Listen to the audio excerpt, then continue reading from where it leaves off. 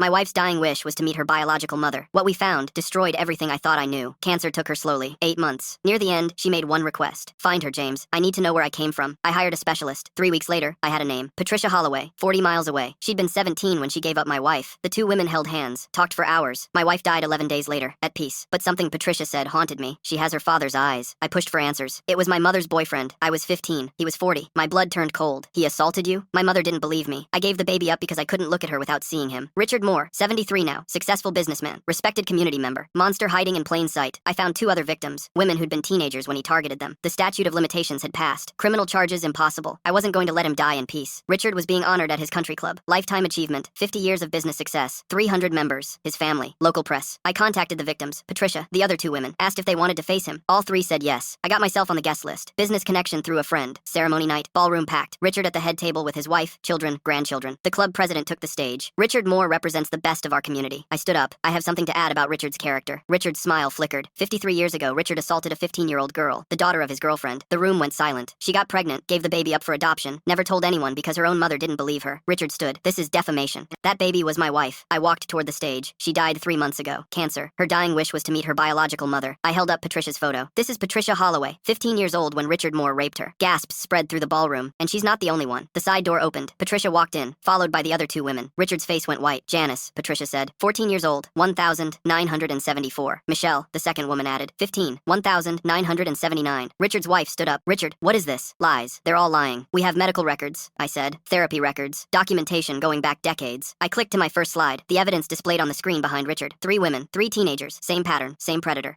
Richard's children stared at their father. Dad? His son stepped forward. Is this true? Richard couldn't speak. Patricia walked to the front. My daughter died never knowing what you did. She thought she came from love. She stood directly in front of Richard. She came from violence, from a monster in a nice suit. Richard's wife stepped away from him. 40 years of marriage, and you never told me. There was nothing to tell. 3 women just told everyone. I held up my phone. This is being live streamed. 20,000 viewers. By tomorrow, everyone in this state will know your name. Richard lunged toward me. 2 members restrained him. You can't prove anything. The statute of limitations. There's no statute on public truth. I smiled. You can't be prosecuted, but you can be exposed. His grandchildren were crying. His son walked out. You wanted a legacy dinner, I said. Here's your legacy. I looked at Patricia. 3 women silenced for decades. A daughter who never knew her real story. And a room full of people who finally see who you really are. Richard collapsed into his chair. They escorted him out past 300 members, past his family, past the legacy he destroyed in 10 minutes. He died 6 months later. Heart attack. Alone. Wife gone. Children gone. Reputation gone. His obituary mentioned the accusations. Local papers covered the country club confrontation. His grave has no visitors. I visit Patricia every month. Tell her about her daughter. Last week, she asked me something. Do you think she would have wanted to know? About Richard? I thought about my wife. Her peaceful death. Her belief she came from love. She knew she was loved. By her adoptive parents. By me. I took Patricia's hand. And now she knows justice was done, even if she wasn't here to see it.